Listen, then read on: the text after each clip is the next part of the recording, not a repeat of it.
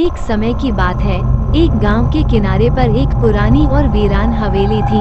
लोग कहते थे कि उस हवेली में भूतों का बसेरा है। कई सालों पहले उस हवेली में एक अमीर जमींदार रहता था। उसकी बेटी बहुत ही सुंदर और मासूम थी, लेकिन किसी वजह से वो अचानक गायब हो गई। लोग कहते थे कि उसकी आत्मा अभी भी हवेली में भटकती है।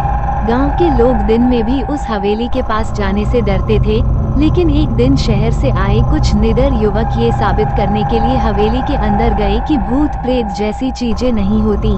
वे रात में हवेली के अंदर दाखिल हुए। जैसे ही वे हवेली के अंदर गए, उन्हें हर और अजीब आवाजें सुनाई देने लगी। सीढ़ियों पर चलते समय किसी के पैरों की आवाज आने लगी, लेकिन वहाँ कोई दिखाई नहीं दे रहा था। कमरे के एक कोने से ठंडी हवा का झोंका आया और एक चिराग अपने आप बुझ गया। तभी उन्होंने देखा कि एक सफेद साड़ी पहने एक औरत धीरे धीरे उनकी ओर बढ़ रही थी। उसके लंबे बाल और डरावना चेहरा देखकर सभी की चीखें निकल गईं। वे जान बचाकर भागे और फिर कभी उस हवेली की ओर मुड़कर नहीं देखा।